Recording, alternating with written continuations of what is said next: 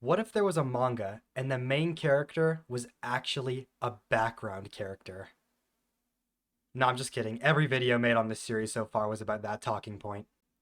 So Red Blue has been getting more popular recently, and by that I mean I finally got a single TikTok of it on my For You page after 9 months. Two really popular videos on YouTube have already been made on this series, but they're basically the same video, and they talk about the same stuff. And since I love the manga so much, and I haven't posted in a month, I thought I could give my own analysis and thoughts on the series. Also, I'm a one stripe white belt in Brazilian Jiu Jitsu and aspiring MMA fighter. Red Blue is an MMA manga that follows Suzuki Alba's journey to beat the shit out of someone he doesn't like, who also happens to be an MMA prodigy.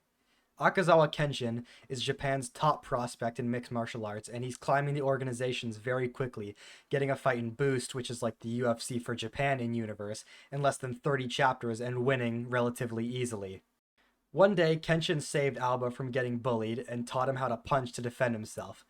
Somewhere along the way, Kenshin called Alba empty, which pissed him off because he grew up as a socially inept outcast due to his really bad asthma, which is actually not a plot hole like some people think, because there have been multiple top level athletes with asthma, including UFC fighters. So Alba tries to deck him, then gets bitched, but realizes his dream is spite and hatred, so he vows to beat Kenshin in the professional ring. They don't use an octagon in the series besides the 3 fights Alba had in Banryu, which in my opinion is a little bit of a downside since the cage creates such a giant skill gap for grapplers, which Alba is one. Alba's motives for being a villain are much more interesting than something you'd see in a shithole like Jujutsu Kaisen. Alba struggled with asthma, so he never wanted to have a dream. He was content with just living day to day like a normal person, and he was grateful for that. But Kenshin is too ideological and dumb to understand something that's socially complex, so he accidentally pisses him off because to him, not having a dream makes someone empty. It's all a matter of perspective, and it sets up a great dynamic between the two of them. Kenshin is a stereotypical shonen MC, and Alba behaves like a real person grounded in reality most of the time. Another thing that separates Red Blue from the rest of the martial arts manga, and my favorite part about it, is that our protagonist is a grappler. Me, being one of the few rare creatures that actually likes grappling more than striking in MMA, and whose MMA bases all 3 kinds of grappling, I really appreciate it because there's way more depth to grappling than there is to striking. I'm sorry, it's just the truth. You can't look at Charles Oliveira and all of his clean submissions, sweeps, and escapes just to turn around and say 2 grown men pitter-pattering around in a ring for 40 minutes, throwing jabs every once in a while is better. Baki was originally a grappler. In fact, the series was called Baki the Grappler, even though he didn't even use it that much in that series. But in the new one, it's like he completely forgot all of his grappling techniques, and it makes me upset. So now that I've explained a bit of our protagonist, let me do the same with our antagonist. Akazawa Kenshin is one of the worst characters I've ever witnessed, and I believe it was done on purpose. He's the most generic, goody two shoes ass protagonist with a goal to be the best, but where he differs from people like Luffy is where he's just a Mary Sue with no actual character. Yeah, he wants to be the best, but everyone naturally wants to be the best. Everyone starts for a different reason, but they all want to be the best. And everyone loves him, so Alba is always portrayed as a villain. He's a character so bad and insufferable that I genuinely believe he's a metaphor for everything wrong with sports and shonen manga. He's able to pull off impossible techniques in a series that's best aspect is its MMA realism, and everyone just accepts it. Like when he says he would just counter a no motion straight, and his friend was like, yeah, he could probably do it too. And how he didn't want to fight with the crafty vet Yamamoto because if he knocked him out in one punch, it would be sad. And Japanese Dana White is all like, oh yeah, he would actually do that too. He stuns people with punches from bottom position, which is practically impossible because you can't use your hips and legs for power. He completely shuts down fighters with a liver punch while he's being taken down, and he implements a purely theoretical way of defending takedowns and submissions against one of the best grapplers in the series and then submits him. He's such a heel to the main cast in every single way that I can't imagine him being anything but a metaphor for over-the-top bullshit in sports anime and cookie-cutter shonen protagonist. He's a character so shallow that he becomes deep. So now that we get into the side cast, which is the second star of the series, let me tell you about my favorite character besides Alba and the best fight in the manga. Tokyo is the mentor-teacher archetype. He's the head coach of Shark Gym, and he's one of the top-ranked featherweight contenders in Boost, holding a 21-5 record by the time we meet him. I think he's my favorite because he's so similar to Gojo from Jujutsu Kaisen in that he's sort of a goofy dumbass until he locks in when fighting. It sounds cliche, but he's genuinely the life of Shark Gym, contrasted with Alba and Amachi, who are typically the serious ones. He's actually really similar to Conor McGregor in a lot of ways, from the showmanship down to the fighting style, which makes me really hesitant to believe that the audience would hate him, because we know in real life that people eat this shit up all the time. There's a reason he's the most popular MMA fighter ever to live. But hey, this is a world where Kenshin is loved, so anything goes, I guess. And I'm gonna dig deep and explain why this fight is the best. Everyone loves it when the teacher who's stronger than the protagonist fights someone. I don't make the rules. Everyone loved Jiraiya vs. Pain until Jiraiya died. Everyone loved Gojo vs. Sukuna until Gojo fucking died. Kakashi vs. Zabuza, Netero vs. Meruem, All Might vs. All For One. They're just always good fights because we get to see what the pinnacle of their respective discipline looks like, even if they'll get surpassed by the protagonist eventually in the near future. So when Tokyo gets to fight the former number 3 ranked UFC fighter who got released on assault charges, which let's be real, would never happen. I mean, just look at the shit John Jones gets away with. We get to see what actual two masters look like for the first time in the series, and this is 100 chapters in. All the fights we've seen so far are either amateur bouts from Alba and the gang, or low-level professional fights. We have a physical specimen from Dagestan versus the showman of Japan. They basically remade Conor versus Khabib.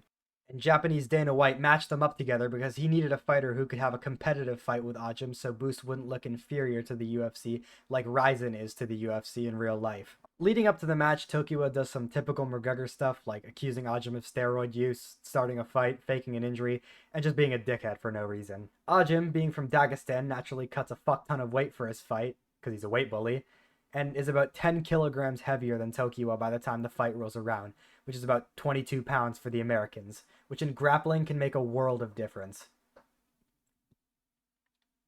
The fight starts, and right away Ajim is using his superior physicality and athleticism to try and overwhelm Tokyo. But Tokyo, being the expert, manages the distance and counters with well-timed strikes to upset Ajim's advances. It stays like this for about less than a chapter when Ajim finally takes Tokyo down, which is his strong suit, naturally, because he's from Dagestan, and his coach is literally Khabib. On the ground, Tokyo is no match for Ajim, as a single strike from ground and pound is shown to be lethal, causing a massive cut on Tokyo's eye and making his life literally flash before his eyes, but he's able to get up and get the fight back on the feet. After settling in for a bit and realizing Ajim doesn't have much technique in the striking, Tokyo starts to bring out more of his own personal style using a no-motion straight punch. And all the styles of all the different characters is one of the main reasons I love this manga so much. MMA is a much more diverse sport than something like boxing or Muay Thai. Fighters have styles that are so different from one another that it doesn't even look like they're practicing the same sport, and you can really see this in Red Blue. Alba is a submission specialist with probably the best ground game in the series right now, but he lacks experience in striking with only a few striking techniques. Ajim is a Dagestani wrestler weight bully who uses his physicality and athleticism more than technique. Hachiya is a good all-rounder, but mainly a wrestler. Tokyo is a lethal striker with good submissions from bottom position if he gets taken down. And Kenshin is a Mary Sue striker. Additionally, the manga is also able to combine the realistic MMA aspects and the unrealistic anime aspects, like how Hachiya has a super double-jointed shoulder so he can throw insanely strong punches from odd angles, and the no-motion punch, which as far as I know is not a real technique unless you want to count Connor's striking as that. After the no-motion straight, which needs to use it to fall towards the opponent and get close, Ajim tries to grapple with Tokyo, but gets countered with an elbow, and the first round ends with some taunting. Round 2 starts with Tokyo ripping a knee to the body, but Ajim catches it and turns it into a takedown, and goes for an arm triangle, which Tokyo escapes thanks to the corner advice of Shark Gym's best grappler, Amachi. But the cut is bleeding heavily now, causing a doctor's checkup. So now the stakes are high, as if Tokyo catches Ajim off guard by going for a takedown of his own, which stop the match due to the cut. Nobody thought he would willingly grapple with such a prestigious grappler, especially when he himself is predominantly a striker. Tokyo almost gets reversed, but escapes again thanks to some corner help. Red Blue also focuses on an aspect that a lot of other media tend to forget, which is the cardio aspect of such a rigorous sport. MMA probably requires the best cardio out of any sport in the world, and we can see that taking its toll on Ajim and fighters throughout the entire series. Tokyo even tries to submit Ajim with a knee ba, which he muscles out of.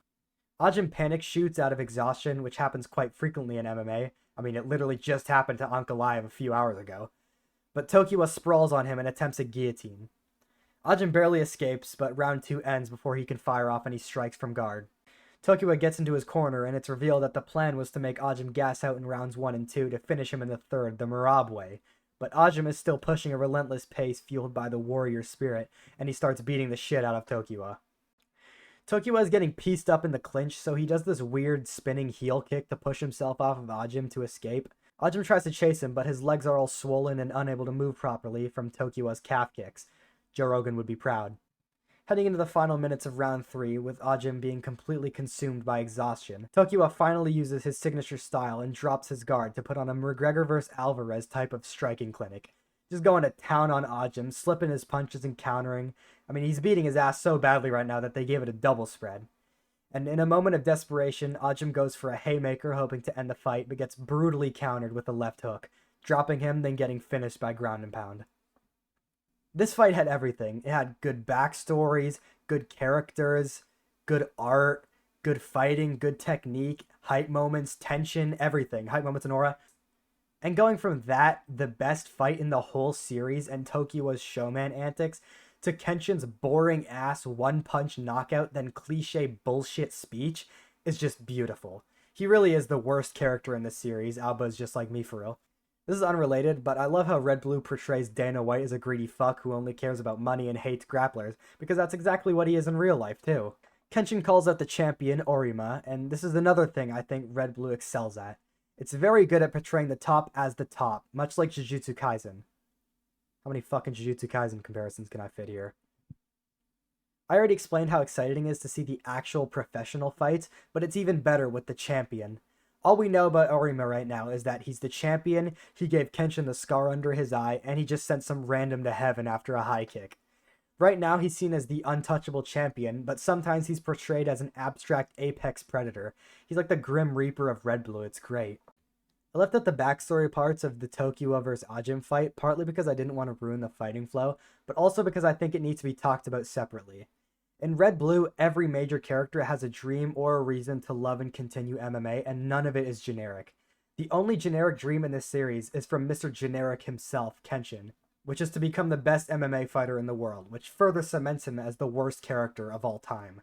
Alba only exists and trains hard to beat the shit out of Kenshin. Tokiwa found freedom in MMA. Ajim uses it to represent his patriotism, then subsequently dedicates his victory, which ended up being a loss, to his coach, who has nothing but his best interest in mind, and Musuke just wants to make people happy. They're all good and realistic backstories. Like, this is a reason why someone would start MMA in real life. It's the reason I started MMA in real life. This is my favorite current ongoing manga, one of my favorite sports manga, and my favorite martial arts series at the moment, although I do love the original Baki a lot.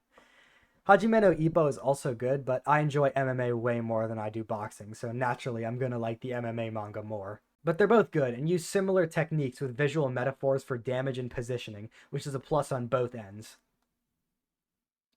Overall, Red Blue is a well-written, realistic MMA manga with good characters, tension, art, and story, so you should go read it now while you can brag about knowing it when it was still niche.